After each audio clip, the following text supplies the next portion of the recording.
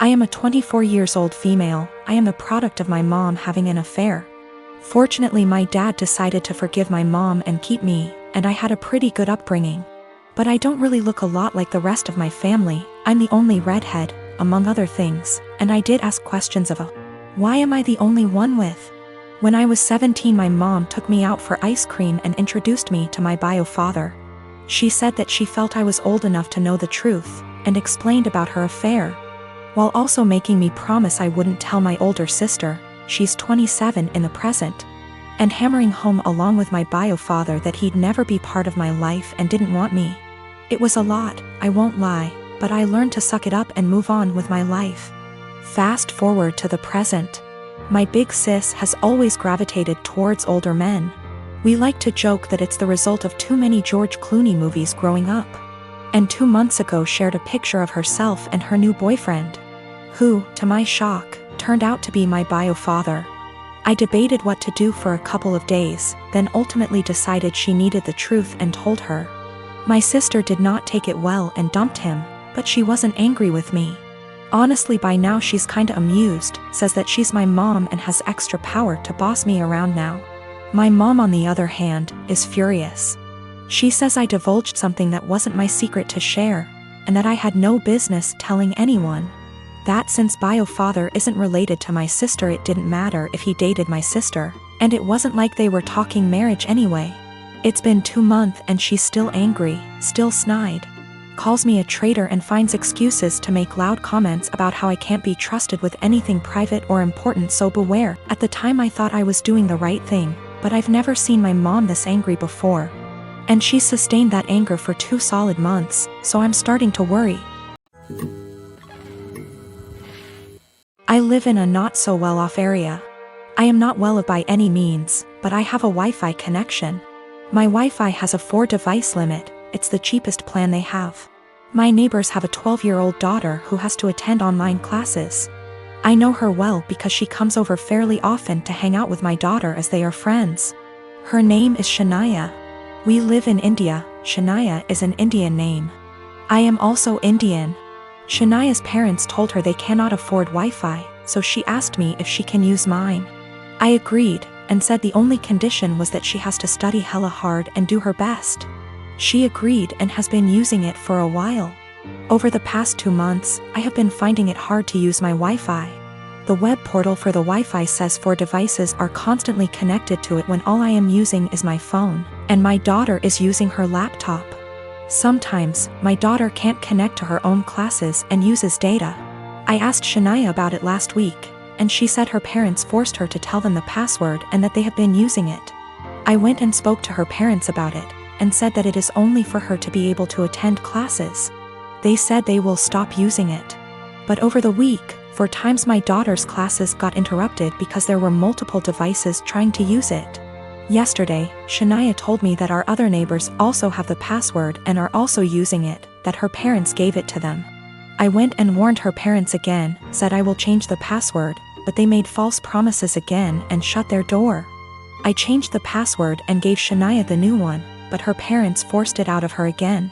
My daughter's education needs to take priority. Her classes are important.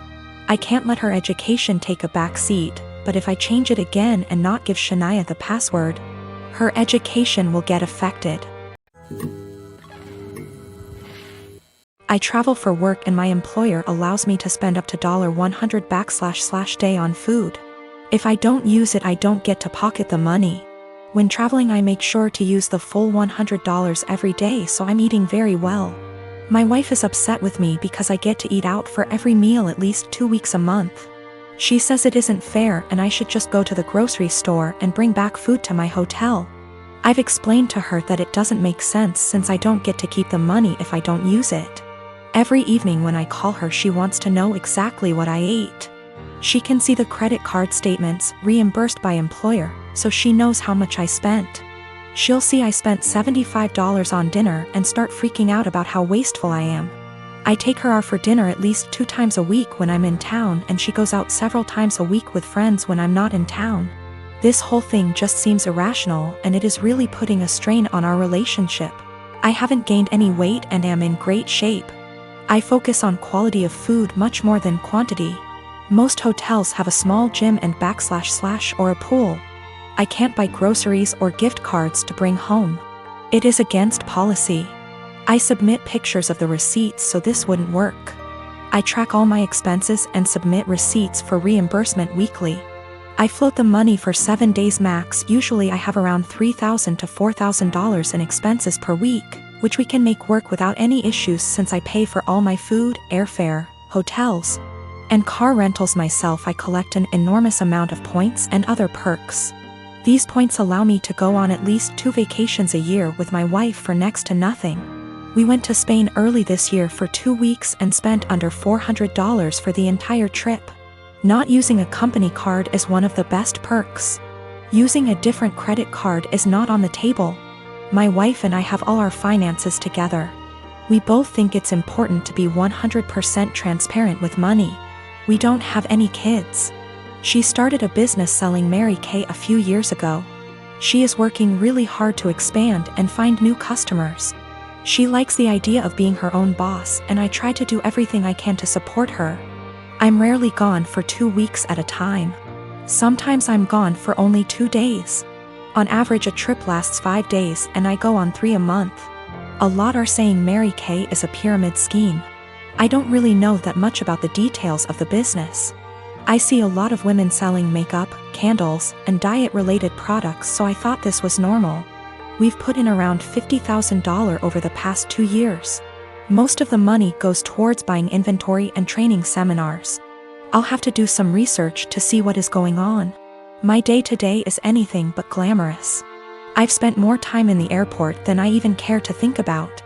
Things go wrong often on the logistical side. My work can be very stressful, but I've gotten very good at managing the workload. My boss encourages us to use the full expense amount. He understands the stress involved traveling so much. He's actually working on increasing the amount to $140 day because of inflation. My sister is severely autistic. She requires attention almost 24/7 and cannot be left alone. She is nonverbal and cannot take care of herself at all. Despite the fact that she is only 12, she is extremely destructive and violent and destroys anything she gets her hands on. I hate her. That should be wrong to say, but it doesn't feel like it. I was only 6 years old when she was born, and since then I've never solely had my parents' attention. Even since I can remember, the world has revolved around her.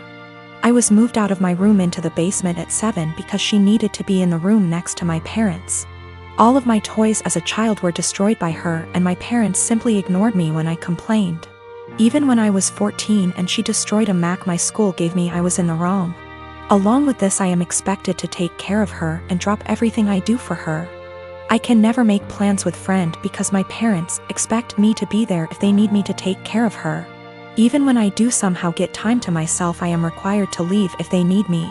If I do not, then I am punished. The recent example of this is when I went to see the new Spider-Man movie and was grounded because I turned my phone off in the theater. It seems as if I am nothing more than a slave to them, and anything involving her simply overshadows me. This last week I was chosen to give a speech at a school event. I was so excited, and my parents promised to be there, but they never showed and claimed it was because of my sister. Anytime anything like this happens for me, they are too busy with her. I've held this in for so long, and it finally spilled out today. While talking about colleges with my father, he joked that I should get a degree that pays well so when they're gone I can take care of my sister.